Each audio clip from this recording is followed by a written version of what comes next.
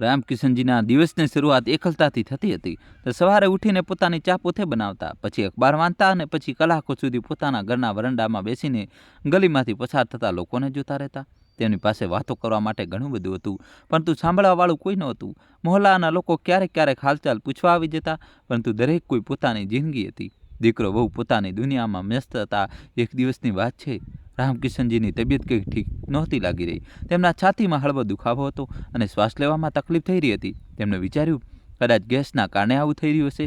તેમણે ઘરેલું નુસ્ખા અપનાવ્યા, પરંતુ આરામ ન મળ્યો. તો રિક્ષા કરીને ડૉક્ટરને બતાવવા ગયા. ડૉક્ટરે ચેકઅપ પછી કહ્યું કે કેટલાક ટેસ્ટ કરાવવા પડશે. થઈ શકે છે કે દિલ હૃદય સાથે જોડાયેલી કોઈ સમસ્યા હોય.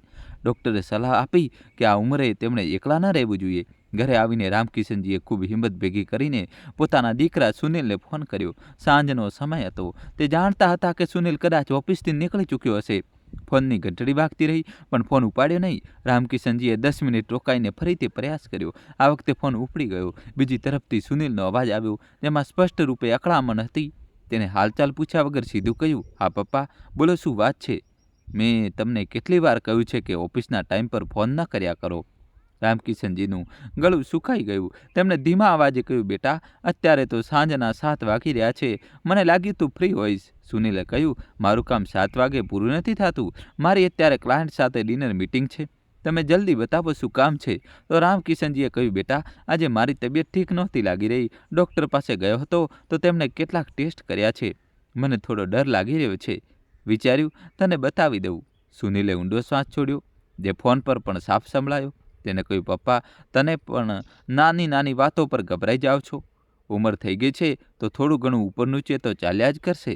મિત્રો, કહાની છેલ્લા સુધી જોજો અને વિડીયો લાઇક કરી ચેનલ સબસ્ક્રાઈબ કરી દો. તમે ટેસ્ટ કરાવી લો અને રિપોર્ટ મને વોટ્સઅપ કરી દો. હું અહીંથી કોઈ સારા ડૉક્ટરને બતાવીને કન્સલ્ટ કરી લઈશ. અને હા, પૈસાની ચિંતા ન કરતા. હું અત્યારે એકાઉન્ટન્ટમાં ટ્રાન્સફર કરી દઉં છું. તમે કોઈ સારા હોસ્પિટલમાં જઈને બતાવી લેજો. મારી પાસે અત્યારે બિલકુલ પણ સમય નથી. આવતા મહિને મારું પ્રમોશન ડ્યુ છે અને મારા ઘણા બધા ટાર્ગેટ્સ પૂરા કરવાના છે. તમે સમજી રહ્યા છો ને? રામકિશનજીએ બસ એટલું જ કહ્યું, હા બેટા, હું સમજી રહ્યો છું. તો પોતાનું ધ્યાન રાખજે, અને ફોન કાપી દીધો. ફોન કાપ્યા પછી રામકિશનજી મોડે સુધી મોબાઈલને હાથમાં લઈને બેસી રહ્યા. તેમને પૈસાની જરૂર નહોતી. તેમની પાસે પોતાની પેન્શન અને બચતના પૂરતા પૈસા હતા. તેમને જરૂર હતી પોતાના દીકરાના સાથની. તે ઈચ્છતા હતા કે સુનિલ બસ એટલું કહી દેત કે પપ્પા, તમે ચિંતા ન કરો, હું આવી રહ્યો છું. અથવા ઓછામાં ઓછું 2 મિનિટ શાંતિથી વાત તો કરી લેત. પરંતુ સુનિલ માટે તેમનો દર્દ કેવલ એક મેડિકલ ઇસ્યુ હતો, જેને પૈસાથી ઉકેલી શકાતો હતો. તે જ રાત્રે સુનિલે પોતાના મિત્રો અને સહકર્મીઓ સાથે એક શાનદાર પાર્ટી કરી. તે ખૂબ ખુશ હતો, કારણ કે તેને એક મોટી ડીલ મળી ગઈ હતી. પાર્ટીમાં તેણે હજારો રૂપિયા ઉડાવી દીધા. રામકિશનજી પોતાના પલંગ પર સૂતા હતા. આંખોમાંથી આંસુ વહી રહ્યા હતા. તેમણે વિચાર્યું, શું મેં તેને વધારે પ્રેમ આપીને બગાડી દીધો? શું મારે તેને સંઘર્ષનું મહત્ત્વ સમજાવવું જોઈતું હતું? આગામી કેટલાક દિવસ રામકિશનજી માટે ખૂબ ભારે વીત્યા. તેમણે બધા ટેસ્ટ કરાવ્યા. રિપોર્ટમાં આવ્યું કે તેમના દિલની ધમનીઓમાં બ્લોકેજ છે અને જલ્દી સર્જરીની જરૂર પડી શકે છે. આ સમાચાર સાંભળીને તે વધુ એકલતા અનુભવવા લાગ્યા. તેમણે રિપોર્ટનો ફોટો પાડીને સુનિલને વોટ્સઅપ કરી દીધો. 2 દિવસ સુધી સુનિલનો કોઈ જવાબ ન આવ્યો. ત્રીજા દિવસે સાંજે સુનિલનો ફોન આવ્યો. હા પપ્પા, મેં રિપોર્ટ જોયો. તે નોર્મલ છે. આ ઉંમરે બ્લોકેજ હોવું આમ વાત છે. મેં અહીં એક સ્પેશિયાલિસ્ટ સાથે વાત કરી છે. તેમણે કહ્યું છે કે અત્યારે સર્જરી એટલી ઇમરજન્સી નથી. તમે દવાઓ શરૂ કરો અને ખાવા પીવા પર ધ્યાન આપો. હું કેટલીક સારી દવાઓ કુરિયર કરાવી દઉં છું. રામકિશનજીનું દિલ બેસી ગયું. ડૉક્ટરે તેમને સ્પષ્ટ કહ્યું હતું કે રિસ્ક છે, પરંતુ તેમનો દીકરો તેને આમ વાત બતાવી રહ્યો હતો. તેમણે દબાયેલા અવાજે કહ્યું, બેટા, શું તું એકવાર પણ ન આવી શકે? મને થોડો ડર લાગી રહ્યો છે. જો કંઈક થઈ ગયું તો અહીં કોઈ સંભાળવા વાળું પણ નથી. મિત્રો, કહાની છેલ્લા સુધી જોજો અને વિડીયો લાઇક કરી તમારા ભાઈ માટે ચેનલ સબસ્ક્રાઈબ કરી દો. હવે નંબર જબરજસ્ત ટ્વિસ્ટ આવશે. તો સુનિલે ચીડાઈને કહ્યું, તમે ફરી ઇમોશનલ વાતો કરવા લાગ્યા? પિતાજી, મેં કહ્યું ને કે મને પ્રમોશન મળવાનું છે. આ વખતે જો હું રજા લઈશ તો મારું કરિયર દાવ પર લાગી જશે. પૂનમ પણ બીજી છે અને પ્રીતમના સ્કૂલ ચાલી રહ્યા છે. તમે પડોશમાં રહેતા શર્મા અંકલને કહીને કોઈ નોકરની વ્યવસ્થા કરી લો. પૈસા હું મોકલી દઈશ. તમે બાળકો જેવી જીદ ન કર્યા કરો. એટલું કહીને તેને ફોન કાપી દીધો. તે દિવસે રામકિશનજીને અહેસાસ થયો કે તેમનો દીકરો હવે તેમનો નથી રહ્યો. તે એક મશીન બની ચૂક્યો છે જેની અંદર સંવેદના નામની કોઈ વસ્તુ બચી નથી. તે દિવસે તેમણે રોવાનું બંધ કરી દીધું. તેમણે નક્કી કરી લીધું કે હવે સુનિલથી ક્યારે કોઈ અપેક્ષા નહીં રાખે. ત્યાં દિલ્હીમાં સુનિલ પોતાની સફળતાના નશામાં ચૂર હતો. તેને લાગી રહ્યું હતું કે તેને દુનિયા જીતી લીધી છે. તે પોતાના પરિવાર સાથે વિદેશમાં ટ્રીપનું પ્લાનિંગ કરી રહ્યો હતો. તેને આ વાતનો જરાય અંદાજો નહોતો કે જે પિતા અને તે જૂના મકાનમાં તિલ કરીને મરવા માટે છોડી આવ્યો છે તેમના આંસુઓનો હિસાબ થવાનો શરૂ થઈ ચૂક્યો છે. એ રામકિશનજીએ પોતાની દિનચર્યા બદલી નાખી હતી. તે હવે વધારે સમય મંદિરમાં વિતાવવા લાગ્યા. ત્યાંની શાંતિ તેમને ઘરના સન્નાટા કરતાં વધુ સારી લાગતી હતી. એક દિવસ મંદિરના પગથિયા પર બેસતી વખતે તેમને ચક્કર આવી ગયા. પાસે જ ઊભેલા એક વ્યક્તિએ તેમને સંભાળ્યા. તે વ્યક્તિ કોઈ બીજું નહીં પરંતુ તેમનો જૂનો વિદ્યાર્થી રમેશ હતો. તેની એ જ કસ્બામાં ગામમાં એક નાની દુકાન હતી. તેને તરત જ રામકિશનજીને પાણી પીવડાવ્યું અને પૂછ્યું, ગુરુજી, તમે ઠીક તો છો ને? રામકિશનજીએ નબળી આંખોથી તેને જોયો અને કહ્યું, હા બેટા, બસ નબળાઈ છે. રમેશે જીદ કરીને તેમને રિક્ષામાં બેસાડ્યા અને પોતે તેમની સાથે તેમના ઘર સુધી આવ્યો. ઘરની હાલત અને રામકિશનજીની એકલતાને જોઈને એનું મન ભરાઈ આવ્યું. તેને પૂછ્યું, સુનિલભાઈ નથી આવ્યા શું તમારી દેખભાળ કરવા? તો રામકિશનજીએ નજરો નમાવી લીધી અને કહ્યું, તે ખૂબ વ્યસ્ત છે બેટા. રમેશ સમજી ગયો. તેને કંઈ ન કહ્યું, પરંતુ તે દિવસથી તેને નિયમ બનાવી લીધો કે તે રોજ સવાર સાંજ રામકિશનજીના હાલચાલ પૂછવા આવશે. તેનો આ નિસ્વાર્થ સેવાભાવ રામકિશનજીના ઘા પર મલમનું કામ કરી રહ્યો હતો. ત્યાં સુનિલ પોતાની અમેરિકા ટ્રીપની પેકિંગમાં વ્યસ્ત હતો. તેને પોતાના પિતાને આ બતાવવું પણ જરૂરી ન સમજ્યું કે તે દેશની બહાર જઈ રહ્યો છે. તેને લાગ્યું કે જો બતાવીશ તો પિતાજી ફરીથી પોતાની બીમારીનું રોણું લઈને બેસી જશે. આ રીતે સુનિલ પોતાની ખુશીઓની દુનિયામાં મગ્ન થઈને પોતાના વૃદ્ધ બાપને ભગવાન ભરોસે છોડીને વિદેશ જતો રહ્યો. પરંતુ તેને એ નહોતી ખબર કે આ વિદેશ યાત્રા તેના જીવનનો સૌથી ભયાનક મોડ સાબિત થવાની છે. કર્મોનું ફળ કેવી રીતે મળે છે તે તેને સમજાવવાનું હતું. એ રમેશ રોજ સવાર સાંજ રામકિશનજી પાસે આવતો અને હાલચાલ પૂછીને જતો. તે જોઈ રહ્યો હતો કે ગુરુજીની તબિયત દિવસે ને દિવસે બગડતી જઈ રહી છે. તેમનો ચહેરો પીળો પડી રહ્યો હતો. રમેશે ઘણીવાર કહ્યું પણ ખરું કે ચાલો કોઈ મોટા ડૉક્ટરને બતાવી આવીએ, પરંતુ રામકિશનજી દર વખતે ટાળી દેતા. કહેતા, બેટા, હવે શરીરને ઢસડવાનું મન નથી કરતું. જ્યારે પોતાનું જ લોહી પરાયું થઈ ગયું હોય તો આ શ્વાસનું શું મૂલ્ય? રમેશે તેને સમજાવ્યા કે તમે એવું ન વિચારો, ભગવાન બધું જોઈ રહ્યો છે. પરંતુ રામકિશનજીની નિરાશા હવે તેમના જીવવાની ઈચ્છા પર ભારે પડી રહી હતી. આગામી દિવસે સાંજે રમેશ રામકિશનજીને મળવા આવ્યો તો અંદરનું દ્રશ્ય જોઈને તેના હાથ પગ ફૂલી ગયા. કારણ કે રામકિશનજીનું જમીન પર પડેલા હતા. તેમનું શરીર પરસેવાથી રેબજેબ હતું. રમેશે તરત જ તેમને સંભાળ્યા. જોયું કે તેમની નાડી ખૂબ ધીમે ચાલી રહી હતી. તેને ગભરાટમાં આમ તેમ જોયું. તેને સમજ નહોતી પડી રહ્યું કે શું કરે. તેને તરત જ પોતાના ખિસ્સામાંથી ફોન કાઢ્યો અને એમ્બ્યુલન્સને બોલાવી અને તેમને હોસ્પિટલ લઈને ગયો. રસ્તાભરમાં તેને રામકિશનજીનો હાથ પકડી રાખ્યો અને બોલતો રહ્યો, ગુરુજી, આંખો ખોલો, આપણે બસ પહોંચવાવાળા છીએ, તમને કંઈ નહીં થાય. તો રામકિશનજીની આંખો ખુલ્લી હતી, પરંતુ તેમાં ઓળખ ખોવાતી જઈ રહી હતી. તે બસ રમેશને જોઈ રહ્યા હતા, જેમ પોતાના દીકરાને શોધી રહ્યા હોય. હોસ્પિટલ પહોંચીને ડૉક્ટરે તરત જ તેમને ઇમરજન્સીમાં ભરતી કરી દીધા. ડૉક્ટરે બતાવ્યું કે તેમને હાર્ટ એટેક આવ્યો છે અને તરત જ ઇલાજ શરૂ કરવો પડશે. પરંતુ જેવું કે પ્રાઇવેટ હોસ્પિટલનો નિયમ હોય છે, તેમણે પહેલાં ફોર્મ ભરવાની અને પૈસા જમા કરાવવાની વાત કહી. રિસેપ્શન પર બેઠેલી નર્સે રમેશને પૂછ્યું, પેશન્ટ સાથે તમારો શું સંબંધ છે? રમેશ એક ક્ષણ માટે અટકી ગયો. શું લખે? તે ના તો તેમનો દીકરો હતો અને ના તો કોઈ સગો. પરંતુ એક ક્ષણે તેને કલમ ઉપાડી અને સગાવાળા કોલમમાં લખ્યું, દીકરો. તેને પોતાના ખિસ્સામાંથી બધા પૈસા કાઢીને જમા કરી દીધા, જે તેને આવતા મહિનાના દુકાનના ભાડા અને માલ સામાન માટે રાખ્યા હતા. એ ડૉક્ટરે ઇલાજ શરૂ કર્યો તો રમેશે ઘણીવાર સુનિલને ફોન જોડ્યો. વોટ્સઅપ પર વોઇસ નોટ પર મોકલી કે સુનિલભાઈ, તમારા પિતાજીની તબિયત ખૂબ ખરાબ છે, તેમને હાર્ટ એટેક આવ્યો છે, પ્લીઝ ફોન ઉપાડો. પરંતુ એ મેસેજ પર સિંગલ ટીક બનીને રહી ગયું, કારણ કે સુનિલ તો પોતાની દુનિયામાં જ મસ્ત હતો. તેને આ વાતનો ખ્યાલ પણ નહોતો કે તેનો પિતા જિંદગી અને મોતની જંગ લડી રહ્યો છે અને એક અજાણ્યો છોકરો તેમનો દીકરો બનીને ઊભો છે. આખી રાત રમેશ હોસ્પિટલની બેન્ચ પર બેસી રહ્યો. તેની આંખોમાં ઊંઘ નહોતી. તે બસ આઈસીયુના દરવાજા તરફ જોઈ રહ્યો હતો. સવાર થતાં ડૉક્ટર બહાર આવ્યા. તેમણે રમેશને કહ્યું, અત્યારે તે ખતરાથી બહાર છે, પરંતુ તેમને ઓછામાં ઓછું 1 અઠવાડિયું હોસ્પિટલમાં રહેવું પડશે. આ સાંભળીને રમેશે રાહતનો શ્વાસ લીધો. તેની આંખોમાં ખુશીના આંસુ આવી ગયા. આગામી 2 દિવસ સુધી રામકિશનજી આઈસીયુમાં જ રહ્યા. જ્યારે તેમને હોશ આવ્યો તો તેમણે સૌથી પહેલાં પોતાની પાસે રમેશને જોયો. તેની આંખોમાં સવાલો હતા. રમેશે ધીમેથી કહ્યું, ગુરુજી, હવે બિલકુલ ઠીક છે. ડૉક્ટરે કહ્યું છે કે જલ્દી ઘરે જતા રહીશું. રામકિશનજીએ નબળા અવાજે પૂછ્યું, સુનિલ આવ્યો છું? તો રમેશ પાસે આ સવાલનો કોઈ જવાબ નહોતો. તેને જૂઠું બોલવું ઠીક ન સમજ્યું અને સર નમાવીને તેમનો ફોન નથી લાગી રહ્યો, કદાચ તે નેટવર્કમાં નથી. રામકિશનજીએ આંખો બંધ કરી લીધી. તેમની બંધ આંખોના ખૂણામાંથી એક આંસુ સરી પડ્યું અને કાન પાસે જઈને સમાઈ ગયું. એ આંસુમાં જે દર્દ હતું તે કદાચ હાર્ટ એટેકના દર્દ કરતાંય ક્યાંય વધારે ઊંડું હતું. લગભગ 10 દિવસ પછી સુનિલ અને પૂનમ ઇન્ડિયા પાછા ફર્યા. એરપોર્ટ પર ઉતરતા જ સુનિલે પોતાનો ફોન ઓન કર્યો. જેવા ફોનમાં નેટવર્ક આવ્યા તો મિસ કોલનો પૂર આવી ગયો. સુનિલે અકળાઈને ફોન તરફ જોયું. તેને જોયું કે રમેશના 50થી વધુ મિસ કોલ હતા અને ડઝનબંધ મેસેજ પડ્યા હતા. તેને વિચાર્યું ચોક્કસ પિતાજીએ ફરીથી કોઈ ડ્રામા શરૂ કર્યો હશે. તેને બેદરકારીથી વોટ્સઅપ ખોલ્યું અને રમેશનો મોકલેલો વોઇસ નોટ સાંભળ્યો. સુનિલભાઈ, તમારા પિતાજીને હાર્ટ એટેક આવ્યો છે, તે હોસ્પિટલમાં છે. આ સાંભળતા જ સુનિલના પગ તળેથી જમીન ખસી ગઈ. એક ક્ષણ માટે તેને લાગ્યું કે તેને ખોટું સાંભળ્યું છે, પરંતુ જ્યારે તેને બાકીના મેસેજ વાંચ્યા તો તેની પરિસ્થિતિની ગંભીરતાનો અંદાજ થયો.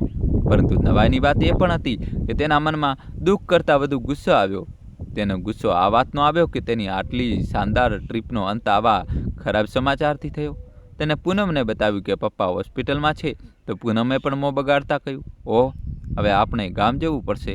અત્યારે તો આપણે થાકેલા આવ્યા છીએ, કાલે ઓફિસ પણ જોઈન કરવાની છે. તો સુનિલે કહ્યું, જવું તો પડશે, નહીં તો સગા સંબંધીઓમાં વાતો બનાવશે, સમાજમાં નાક કપાઈ જશે. સુનિલે એ જ વખતે ગામ માટે કેબ બુક કરી હોસ્પિટલ પહોંચ્યા. જ્યારે સુનિલ આઈસીયુમાં દાખલ થયો તો તેને જોયું કે તેના પિતા પલંગ પર સૂતા છે અને રમેશ તેમની પાસે બેસીને તેમને સફરજન ખવડાવી રહ્યો છે. આ દ્રશ્ય જોઈને સુનિલને અજીબસી ઈર્ષા થઈ. તેને લાગ્યું કે આ બહારનો છોકરો તેના પિતાના આટલો નજીક કેમ છે. તેને રમેશને એક રૂખી નજરે જોયો, જાણે કહી રહ્યો હોય કે હવે હું આવી ગયો છું, તું જઈ શકે છે. રમેશે સુનિલને જોઈને રાહતનો શ્વાસ લીધો. તેને ઊભા થઈને કહ્યું, ભાઈ, તમે આવી ગયા? ડૉક્ટર સાહેબ રાઉન્ડ પર છે, અત્યારે આવશે. સુનિલે રમેશનો આભાર માનવો તો દૂર, તેની સાથે સરખી રીતે વાત પણ ન કરી. તેને પિતા પાસે જઈને ઔપચારિક રીતે પૂછ્યું કે હવે કેમ છે. તેથી રામકિશનજીએ પોતાની આંખો ખોલી અને દીકરાને જોયો. તેમની આંખોમાં તે ચમક નહોતી જે પહેલાં હોતી હતી. તેમણે કોઈ જવાબ ના આપ્યો, બસ ચૂપચાપ જોતા રહ્યા. સુનિલને આ ચૂપકીદી ખૂંચી ગઈ. તેને વિચાર્યું કે હું આટલી દૂરથી આવ્યો છું અને આ વાત પણ નથી કરી રહ્યા. તેને ડૉક્ટરને મળવાની વાત કહીને ત્યાંથી નીકળવું જ યોગ્ય સમજ્યું. બહાર આવીને સુનિલે કેટલાક નોટ કાઢીને રમેશ તરફ લંબાવ્યા. આ લે, તારા આવવા જવાના ખર્ચના અને જે પણ તે કર્યું તેના માટે. તો રમેશે તે પૈસા જોયા અને હાથ જોડીને કહ્યું, ભૈયા, મેં આ બધું પૈસા માટે નહોતું કર્યું. ગુરુજી મારા પણ ગુરુ પણ છે અને પિતા સમાન પણ. તેમનું કરજ હું પૈસાથી નથી ચૂકવી શકતો. આપ આ પૈસા રાખો અને તેમનું ધ્યાન રાખો. આટલું કહીને રમેશ ત્યાંથી ચાલ્યો ગયો. સુનિલ હાથમાં નોટ લઈને ઊભો રહી ગયો. તેને પહેલીવાર અહેસાસ થયો કે તેનો રૂપિયો દરેક જગ્યાએ નથી ચાલતો. તેને ડૉક્ટર સાથે વાત કરી અને નક્કી કર્યું કે જેવા પિતાજી ડિસ્ચાર્જ થશે કે તરત જ તે તેમને પાછા ઘરે છોડીને દિલ્હી પાછો જતો રહેશે. તેને લાગ્યું કે તેને પોતાની જવાબદારી નિભાવી દીધી છે. તે આવી ગયો છે અને બિલ ભરી દીધું છે. તેના હિસાબે આ જ સેવા થતી. થોડીવાર પછી ડૉક્ટર રાઉન્ડ પર આવ્યા તો સુનિલ તરત જ પોતાની જગ્યા પરથી ઊભો થઈ ગયો અને ડૉક્ટર પાસે આવીને બોલ્યો, ડૉક્ટર સાહેબ, આપણે તેમને ડિસ્ચાર્જ કરાવી શકીએ છીએ? એ અસલમાં મારે દિલ્હી પાછા નીકળવાનું છે. ત્યાં બહુ જરૂરી મિટિંગ છે, એટલા માટે હું વધારે દિવસ અહીં નહીં રોકાઈ શકું. ડૉક્ટરે ચશ્માની ઉપરથી સુનિલને જોયો. તેમની આંખોમાં એક અજીબ ભાવ હતો. તેમણે કહ્યું, મિસ્ટર સુનિલ, તમારા પિતાને હજુ બહુ આરામ અને સંભાળની જરૂર છે. તેમને હાર્ટ એટેક આવ્યો હતો. અત્યારે ઓછામાં ઓછા 3-4 દિવસ ઓબ્ઝર્વેશનમાં રાખવા વધુ સારું રહેશે. પણ જો તમે ઘરે પૂરી મેડિકલ સુવિધા અને 24 કલાક નર્સની વ્યવસ્થા કરી શકતા હો તો આપણે કાલે ડિસ્ચાર્જ કરી શકીએ છીએ. મિત્રો, કહાની છેલ્લા સુધી જોજો, ટ્વિસ્ટ આવશે. વિડીયો લાઇક કરી ચેનલ સબસ્ક્રાઈબ કરી દો. સુનિલના ચહેરા પર ચમક આવી ગઈ. તેને તરત જ કહ્યું, હા ડૉક્ટર સાહેબ, પૈસાની કોઈ ચિંતા નથી. આપ બેસ્ટ નર્સની વ્યવસ્થા કરાવી દો, હું પેમેન્ટ કરી દઈશ. બસ મને કાલ સુધીમાં ફ્રી કરી દો. ડૉક્ટરે રામકિશનજી તરફ જોયું, જેઓ ખામોશીથી પોતાના દીકરાની ઉતાવળ જોઈ રહ્યા હતા. તેમની આંખોમાં દુઃખ નહોતું, પરંતુ એક સ્વીકૃતિ હતી. તેમણે માની લીધું હતું કે તેઓ પોતાના દીકરા માટે હવે માત્ર એક જવાબદારી બની ગયા છે, જેનો તે વહેલામાં વહેલી તકે નિકાલ કરવા માંગે છે. ડૉક્ટરે ઊંડો શ્વાસ લીધો અને કહ્યું, ઠીક છે, કાલે સવારે આપણે ડિસ્ચાર્જ કરી દઈશું, પણ યાદ રહે કે તેમને કોઈ પણ પ્રકારનો તણાવ ના હોવો જોઈએ. તો સુનિલે હસતા હસતા કહ્યું, અરે ડૉક્ટર સાહેબ, તણાવ શા માટે થશે? હું આવી ગયો છું, બધું સંભાળી લઈશ. બીજી સવારે રામકિશનજીને હોસ્પિટલમાંથી રજા મળી ગઈ. સુનિલે કાર મંગાવી જેથી પિતાજીને ઘરે લઈ જઈ શકાય. જ્યારે તેઓ હોસ્પિટલમાંથી બહાર નીકળ્યા તો રમેશ ગેટ પર જ ઊભો હતો. તેના હાથમાં કેટલાક ફળ હતા. સુનિલે તેને જોયો તો કપાળ પર કરચલીઓ આવી ગઈ. તેને લાગ્યું કે આ છોકરો ફરીથી સહાનુભૂતિ મેળવવા આવી ગયો છે. રમેશ આગળ વધ્યો અને તેણે રામકિશનજીના પગ સ્પર્શ કર્યા. તેને કહ્યું, ગુરુજી, હવે આપ સારા લાગી રહ્યા છો, ઘરે જઈને આરામ કરજો. રામકિશનજીએ તેના માથા પર હાથ મૂક્યો. તેમનો હાથ કાંપી રહ્યો હતો, પણ તેમના આશીર્વાદ ભરપૂર હતો. ત્યારે સુનિલે રમેશને કહ્યું, ઠીક છે, હવે અમે જઈ રહ્યા છીએ, તું તારું કામ જો, અમને ડિસ્ટર્બ ના કર. રમેશે કંઈ ન કહ્યું, બસ પાછળ હટી ગયો. કાર જ્યારે જૂના મોહલ્લાની ગળીઓમાં દાખલ થઈ તો સુનિલનું નાક સંકોચાઈ ગયું. જગ્યાએ જગ્યાએ કચરાના ઢગલા, ખુલ્લી ગટરોની દુર્ગંધ તેનાથી સહન નહોતી થઈ રહી. તેણે ડ્રાઈવરને કહ્યું કે કદાચ ચઢાવી લે. રામકિશનજી બારીમાંથી બહાર જોઈ રહ્યા હતા. આ ગલીઓ તેમને પોતાની હતી. અહીં ધૂળમાં જ તેમની પોતાની જુવાની વીતી હતી, પણ આજે તેમનો દીકરો આ ગલીઓથી નફરત કરતો હતો. ઘરની બહાર કાર રોકાઈ. સુનિલે ઉતરીને ચારે તરફ જોયું. ઘરની હાલત જોઈને તેને વધુ ગુસ્સો આવ્યો. દિવાલોનું પ્લાસ્ટર ખરી રહ્યું હતું અને ગેટ પર કાટ લાગેલો હતો. ઘરની અંદર પ્રવેશતા જ અજીબ ભેજવાળી ગંધે તેમનું સ્વાગત કર્યું. સુનિલે તરત જ પોતાના ખિસ્સામાંથી રૂમાલ કાઢીને નાક પર રાખી લીધો. તેને પૂનમને ફોન કર્યો કે જે હોટલમાં રોકાયેલી હતી. તેને કહ્યું કે પૂનમ, તું અત્યારે ના આવતી, અહીં બહુ ગંદકી છે, હું પપ્પાને સેટલ કરીને આવું છું, તું પેકિંગ શરૂ કર, આપણે કાલે સવારે જ નીકળીશું. રામકિશનજી ધીમે ધીમે ચાલીને પોતાના રૂમમાં ગયા. ત્યાં બધું એવું જ હતું જેવું તેઓ છોડીને ગયા હતા. પથારી પર એ જ જૂની ચાદર અને ટેબલ પર રાખેલી તેમની પત્નીની તસવીર. તેમણે તસવીરને જોઈ અને એક ઝાંખી મુસ્કાન તેમના ચહેરા પર આવી ગઈ, માનો કહી રહ્યા હોય કે સારું થયું, તું જતી રહી. સુનિલે તરત જ એક સફાઈવાળાને બોલાવ્યો અને ઘરની આખી સફાઈ કરાવી. તેને સૈનિક ઇમરજન્સી સર્વિસ સાથે વાત કરીને એક એટેન્ડન્ટની વ્યવસ્થા પણ કરી દીધી હતી, જે રાત્રે ત્યાં જ રહેવાનો હતો. સાંજે જ્યારે બધું વ્યવસ્થિત થઈ ગયું તો સુનિલ રામકિશનજી પાસે આવ્યો. તેને ખુરશી ખેંચી અને તેમની સામે બેસી ગયો અને બોલ્યો, જુઓ પપ્પા, મેં બધી વ્યવસ્થા કરી દીધી છે. આ છોકરો હવે 24 કલાક તમારી પાસે રહેશે. રસોઈ બનાવવાવાળી બાઈ રાખી દીધી છે. ડૉક્ટરનો નંબર મેં સ્પીડ ડાયલ પર સેટ કરી દીધો છે અને હા, મેં તમારા એકાઉન્ટમાં 1 લાખ ટ્રાન્સફર કરી દીધા છે. જો કોઈ ઇમરજન્સી હોય તો ઉપયોગ કરી લેજો. રામકિશનજીએ દીકરા તરફ જોયું. તેમને પહેલીવાર પોતાની ચૂપકીદી તોડી અને કહ્યું, બેટા, તું કાલે જ જઈ રહ્યો છે? તો સુનિલે નજર ચોરીને કહ્યું, હા પપ્પા, શું કરું, મજબૂરી છે, ઓફિસમાં બહુ કામ પેન્ડિંગ પડ્યા છે. જો હું ના ગયો તો મારી નોકરી પર વાત આવી જશે અને વાસ્તવમાં હવે આપ ખતરાથી બહાર છો. એ બધી સુવિધાઓ તો છે જ. રામકિશનજીએ ઊંડો શ્વાસ લીધો. તેમણે કહ્યું, હા બેટા, તું સાચું કહી રહ્યો છે, કામ બધું જરૂરી છે, તું જા, મારી ચિંતા ના કરીશ. સુનિલને લાગ્યું કે પિતાજી માની ગયા છે. તેને અંદરથી એક મોટી રાહત અનુભવાઈ. તે રાત્રે ઘરમાં એક બીજી ઘટના ઘટી જેને આ સંબંધી બાકી રહેલી દોરીને પણ નબળી કરી દીધી.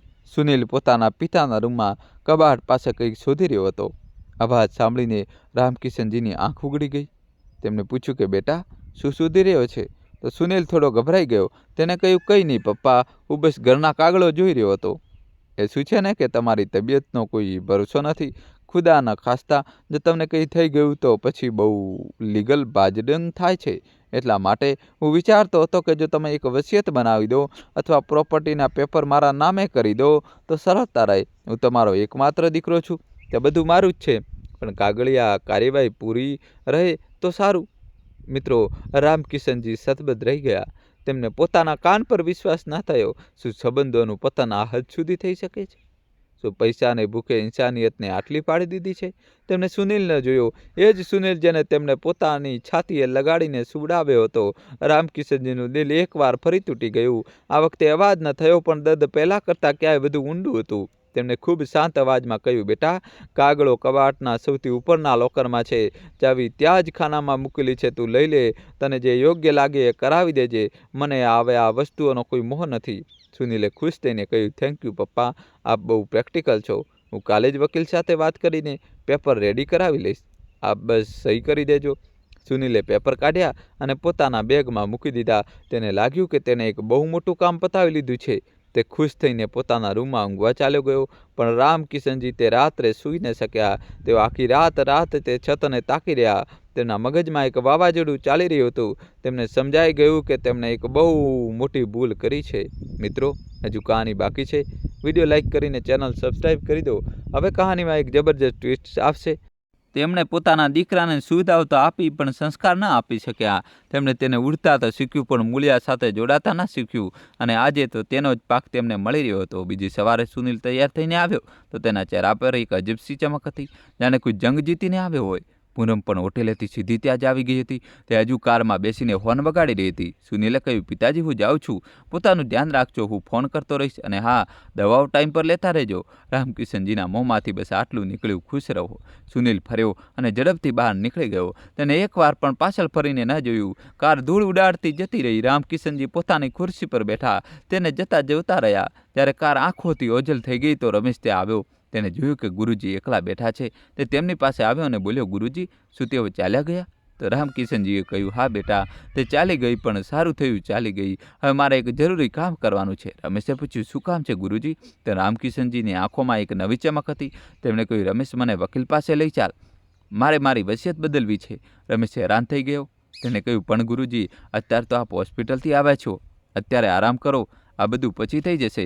રામકિશનજીએ કહ્યું, ના બેટા, હવે વધુ મોડું નથી કરવું. જે ભૂલ મેં આટલા વર્ષો સુધી કરી છે તેને સુધારવાનો સમય આવી ગયો છે. મારી પાસે કદાચ વધુ સમય નથી બચ્યો. મારે મારા કર્મોનો હિસાબ બરાબર કરવો છે. તે બપોરે રામકિશનજીએ એવું પગલું ભર્યું જેનો પડઘો તેમના દીકરા સુધી પણ પહોંચવાનો હતો. તેમણે શહેરના સૌથી નામાંકિત વકીલને પોતાના ઘરે બોલાવ્યા. રમેશને સમજાતું નહોતું કે ગુરુજી શું કરવાના છે. સાંજે વકીલે જતી વખતે કહ્યું, આપ નિશ્ચિત રહો. હું કાલે જ બધા પેપર તૈયાર કરાવી દઈશ અને રજીસ્ટર કરાવી દઈશ.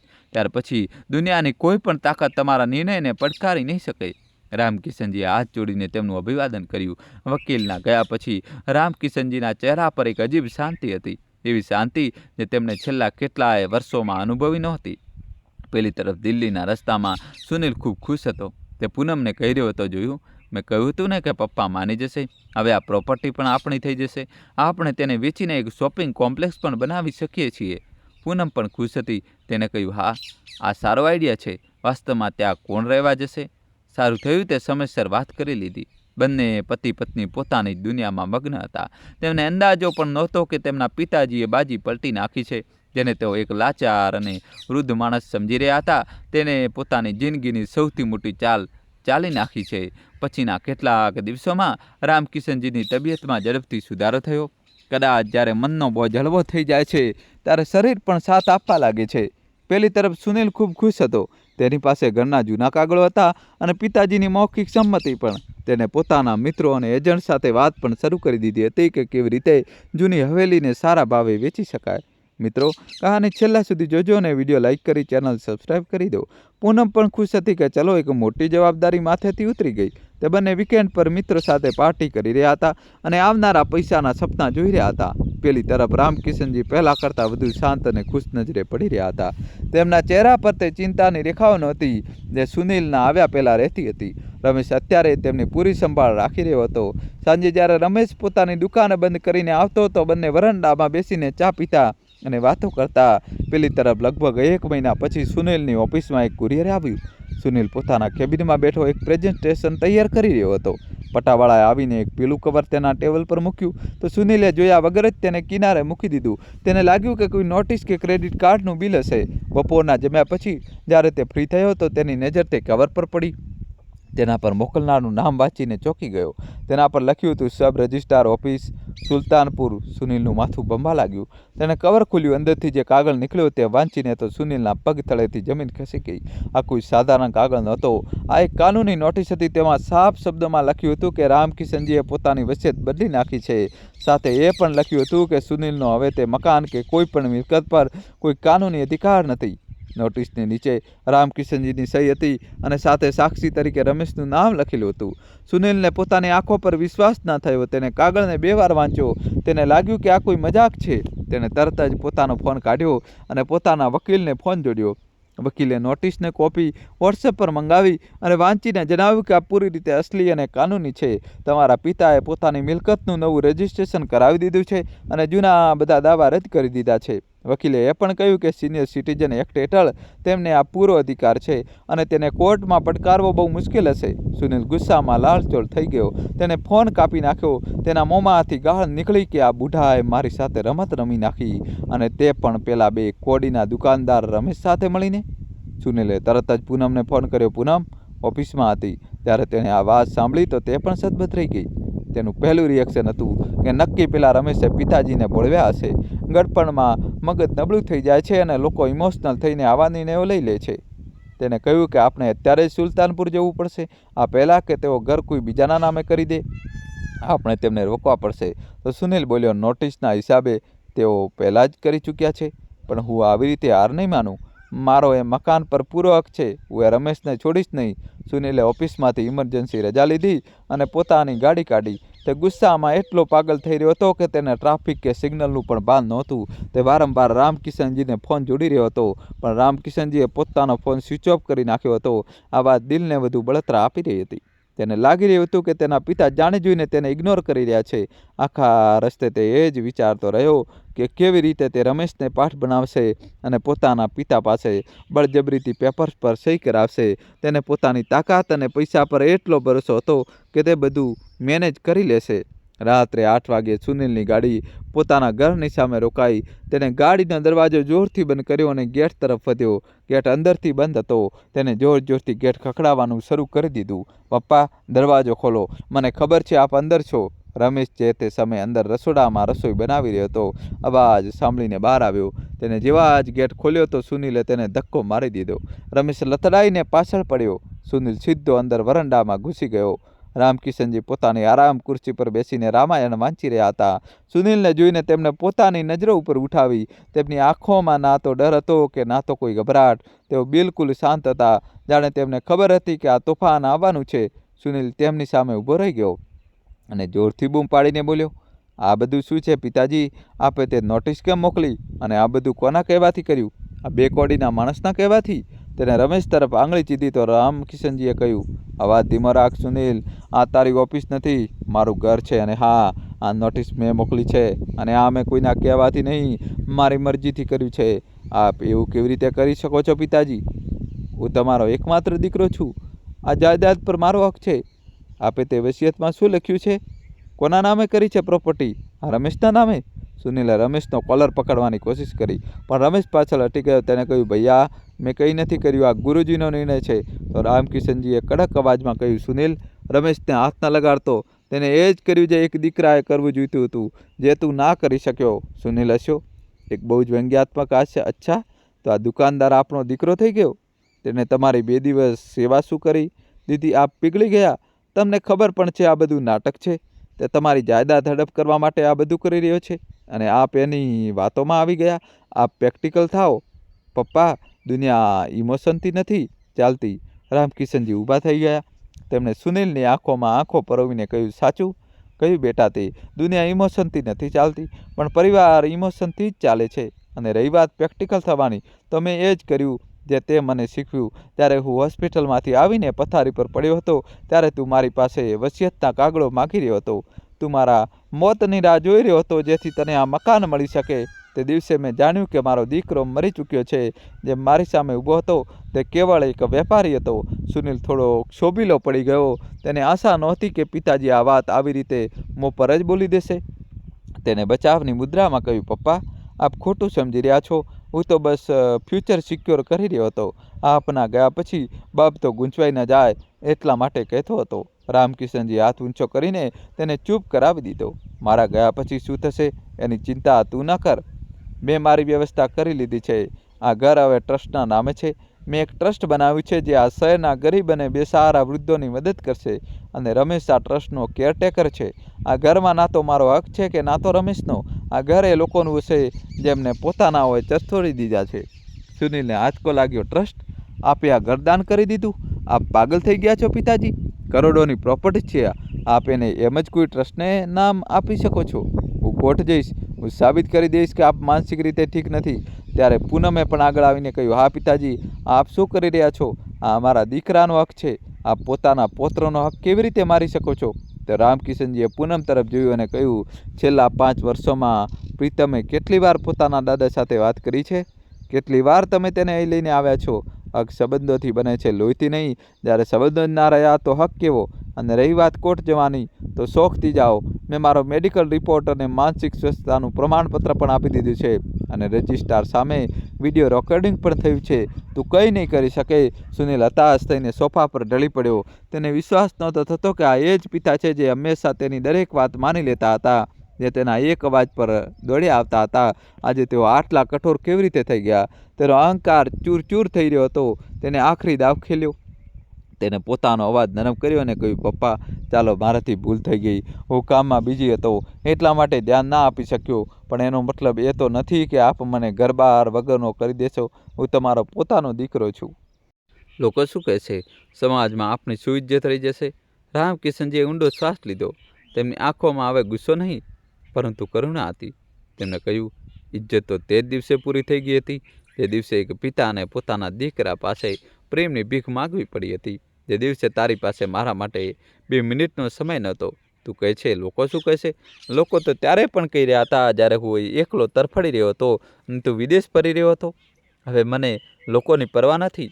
મને મારા સુકૂનની પરવા છે. અને મારું સુકૂન એ વાતમાં છે કે મારી કમાયેલી દોલત કોઈ એવા વ્યક્તિના કામ આવે જેને તેની સાચી કદર હોય. સુનિલે ગુસ્સામાં કહ્યું, ઠીક છે, જો તમને એવું જ લાગતું હોય તો ઠીક છે, પણ યાદ રાખજો, જ્યારે આપ બીમાર પડશો, તમને પૈસાની જરૂર પડશે, ત્યારે આ ટ્રસ્ટ કે આ રમેશ કામ નહીં આવે. ત્યારે મારી પાસે ના આવતા. રામકિશનજી મુસ્કુરાયા. તેમણે કહ્યું, એની જરૂર નહીં પડે બેટા. મેં મારું પેન્શન અને બાકી બચત પણ ટ્રસ્ટમાં નાખી દીધી છે. ત્યાં મારી સેવા પણ થશે અને સન્માન પણ. અને આમ પણ જે દીકરાએ હોસ્પિટલમાં બાપને છોડીને જવાની જીદ કરી હોય, એનાથી આશા રાખવી જ મૂર્ખામી છે. સુનિલને લાગ્યું કે હવે એ રોકાવાનો કોઈ ફાયદો નથી. તે હારી ચૂક્યો હતો. તેને પૂનમનો હાથ પકડ્યો અને કહ્યું, ચાલ અહીંથી. આ માણસને એના હાલ પર છોડી દે. એમને લાગે છે કે પૈસાનું દાન કરીને મહાન બની જશે. ચાલો જોઈએ છીએ કેટલા દિવસ ચાલે છે એમનું આ ટ્રસ્ટ. સુનિલ પગ પછાડતો બહાર નીકળી ગયો. પૂનમે પણ એકવાર નફરત ભરેલી નજરે ઘર તરફ જોયું અને જતી રહી. ગાડી ચાલુ થવાનો અવાજ આવ્યો અને પછી સન્નાટો છવાઈ ગયો. રામકિશનજી પોતાની જગ્યા પર એમ જ ઊભા રહ્યા. રમેશ તેમની પાસે આવ્યો અને બોલ્યો, ગુરુજી, તમે ઠીક છો? તો રામકિશનજીએ રમેશ તરફ જોયું. તેમની આંખોમાંથી આંસુ વહી નીકળ્યા. આ આંસુ દુઃખના ન હતા. આ એ બોજ ઉતરી જવાના હતા જે તેઓ વર્ષોથી ઢોઈ રહ્યા હતા. તેમણે કહ્યું, આ રમેશ, હું ઠીક છું. આજે મેં મારા આંસુઓનો પહેલો હિસાબ કરી દીધો, પણ અસલી હિસાબ તો હજુ બાકી છે. સુનિલને હજુ સમજ નથી પડી કે તેને શું ગુમાવ્યું છે. તેને લાગશે કે તેને માત્ર એક મકાન ગુમાવ્યું છે, પણ સમય તેને બતાવશે કે તેને શું ગુમાવ્યું છે. બીજી તરફ સુનિલને સમજ નહોતી પડી રહી કે જે પિતાને તે આટલો નબળો સમજતો હતો, તેમણે આટલી મજબૂત કાનૂની તૈયારી કેવી રીતે કરી લીધી. પણ હવે તે કંઈ કરી શકે તેમ નહોતો. સૌથી મોટી મુસીબત એ હતી કે તેને આ પ્રોપર્ટીના ભરોસે કેટલાય બિઝનેસ કમિટમેન્ટ કરી રાખ્યા હતા. તેને લાગ્યું હતું કે ત્યાંથી મોટા પૈસા મળશે, જેનાથી તે પોતાના કેટલાક જૂના દેવા ચૂકવી દેશે અને નવી કારની EMI પણ ભરી દેશે. હવે તે બધો બોજ તેના માથા પર આવી પડ્યો હતો. કેટલાક મહિના આ તણાવમાં વીતી ગયા. તેનું પૂરું ધ્યાન પ્રોપર્ટીના મુદ્દા અને પૈસાની ખેંચતાણમાં લાગેલું હતું, જેના કારણે તેના પોતાના કામ પરથી ફોકસ હટી ગયું. તે ઓફિસમાં ચીડચીડો રહેવા લાગ્યો. પોતાની ટીમ પર વગર કારણે રાડારાડ કરવી તેની આદત બની ગઈ હતી. જે પ્રમોશનથી તેની આશા હતી તેની કંપનીએ હોલ્ડ પર મૂકી દીધું હતું. અને પછી એક દિવસ એ થયું જેની તેમણે કલ્પના પણ નહોતી કરી. કંપનીનું એક ગ્લોબલ ઓડિટ થયું અને તેમાં સુનિલના ડિપાર્ટમેન્ટમાં ઘણી ખામીઓ મળી આવી. મેનેજમેન્ટે આને ગંભીરતાથી લીધું. બીજા દિવસે સુનિલ ઓફિસ પહોંચ્યો તો તેને HR હેડ કેબિનમાં બોલાવવામાં આવ્યો. ત્યાંનું વાતાવરણ ખૂબ જ કડક હતું. HRએ તેને એક લિફાફો થમાવ્યો. આ ટર્મિનેશન લેટર નહોતો, પણ તેનાથી પણ ખરાબ હતો. તેને ડિમોટ કરી દેવામાં આવ્યો હતો અને તેનો સેલરી પેકેજ અડધો કરી દેવામાં આવ્યો હતો. સાથે જ તેને ચેતવણી આપવામાં આવી કે જો આગામી 3 મહિનામાં તેનું પરફોર્મન્સ સુધર્યું નહીં તો તેને નોકરીથી હાથ ધોવો પડશે. સુનિલ માટે આ એક બહુ મોટો ઝટકો હતો. તેની હાઈ પ્રોફાઇલ લાઇફસ્ટાઇલ મોટી સેલેરી પર ટકેલી હતી. હવે જ્યારે સેલેરી અડધી થઈ ગઈ હતી ત્યારે તેના માટે ઘરની EMI અને બાળકોની ફીની ખર્ચ ઉઠાવવો નામુમકિન જેવો થઈ ગયો હતો.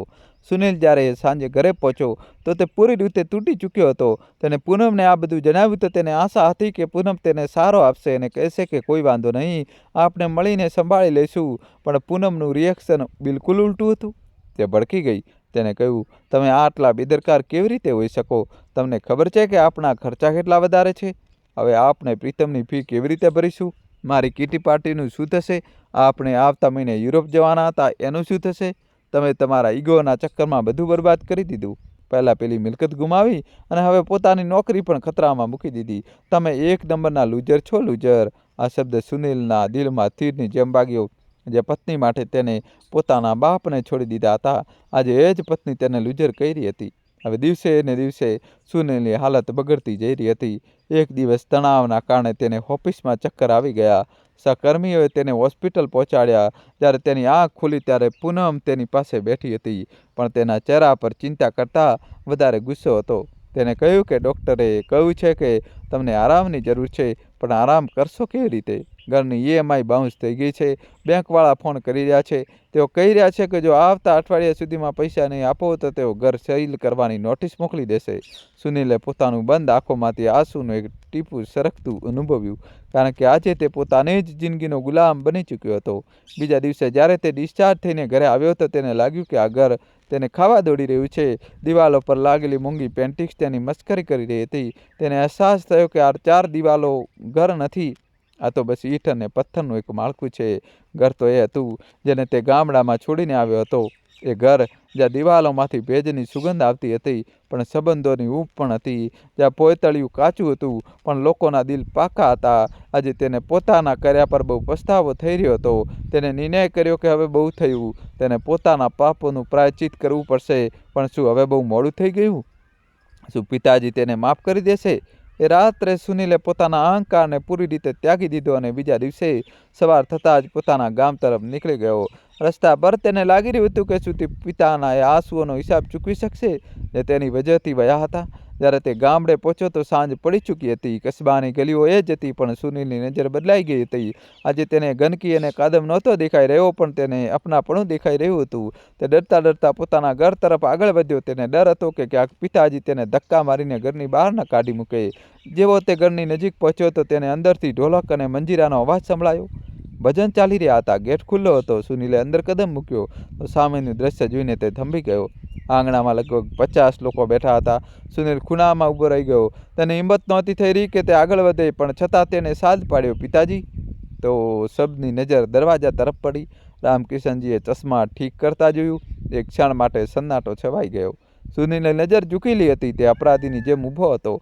તે ધીમે ધીમે ચાલીને રામકિશનજી પાસે આવ્યો અને તેમના પગમાં પડીને ફૂટીને રોવા લાગ્યો. પપ્પા, મને માફ કરી દો. મેં બહુ ખોટું કર્યું. હું અંધ બની ગયો હતો. મને મારા કર્મોની સજા મળી ગઈ છે. પ્લીઝ મને માફ કરી દો. બસ મને એક મોકો આપી દો. હું બધું સરખું કરી દઈશ. રામકિશનજીએ ઊંડો શ્વાસ લીધો અને બોલ્યા, બેટા, કેટલાક સંબંધો સમય રહેતા સંભાળી લેવાય તો જ સારા લાગે છે. જ્યારે પોતાના લોકોનું દિલ તૂટી જાય છે ત્યારે માફી પણ દર્દને પાછું નથી લાવી શકતી. આજે તું પસ્તાવી રહ્યો છે, પણ એ દિવસે તે એકવાર પણ એ ન વિચાર્યું કે એક વૃદ્ધ બાપને બેસહારો છોડી રહ્યો છે. તેમણે ઊંડો શ્વાસ લીધો અને કહ્યું, હું તને બદદુઆ નહીં આપું, પણ હવે મારા દિલમાં તારા માટે કોઈ જગ્યા નથી બચી. તું જઈ શકે છે. આ સાંભળતા જ સુનિલની આંખોમાંથી આંસુ વધુ ઝડપથી વહેવા લાગ્યા. તે થોડી ક્ષણો ત્યાં જ બેસી રહ્યો. કદાચ આશા રાખી રહ્યો હતો કે પિતાજી તેને રોકી લેશે, પણ રામકિશનજી ચૂપચાપ ભજનમાં બેસી ગયા. સુનિલ ધીમે ધીમે ઊભો થયો. એકવાર ફરી પોતાના ઘરને જોયું, એ આંગણાને જોયું જ્યાં તેને બાળપણ વિતાવ્યું હતું, અને પછી ભારે પગલે બહારની તરફ ચાલવા લાગ્યો. એ દિવસે પહેલીવાર તેને સમજાયું કે કેટલાક નિર્ણયો જિંદગી બદલી નાખે છે અને કેટલીક ભૂલો એવી હોય છે જેની માફી પણ નથી મળતી. દોસ્તો, દુનિયામાં દરેક ભૂલની માફી મળી શકે છે, પણ મા બાપના દિલ પર લાગેલી ઈજાનું દર્દ ક્યારેય માફ નથી થઈ શકતું. એટલા માટે સમય રહેતા પોતાના મા બાપની કદર કરો, કારણ કે જ્યારે તેઓ ચાલ્યા જાય છે ત્યારે દુનિયાની કોઈ પણ દોલત મા બાપની કમી પૂરી નથી કરી શકતી. તો દોસ્તો, રામકિશનજીએ પોતાના દીકરાને માફ ન કરીને સાચું કર્યું કે ખોટું? પોતાની રાય કોમેન્ટ બોક્સમાં જરૂર જણાવો. વાર્તા સારી લાગી હોય તો પ્લીઝ વિડીયોને લાઇક કરો, શેર કરો અને અમારી ચેનલને સબસ્ક્રાઈબ જરૂર કરો. Thank you. અને દોસ્તો, કોમેન્ટમાં તમારે જય શ્રી કૃષ્ણ લખવું જ પડશે. અને આ વિડીયોને વધુમાં વધુ તમારા મિત્રો, ભાઈઓ, બહેનો, ફેમિલીના ગ્રુપ, વોટ્સઅપ ગ્રુપમાં બધાને મોકલી દો. મિત્રો, આ વિડીયોને બધાને શેર કરી દો. વિડીયો લાઇક કરી ચેનલ સબસ્ક્રાઈબ કરી દો અને કોમેન્ટમાં જય શ્રી કૃષ્ણ લખી દો. દિલથી આભાર.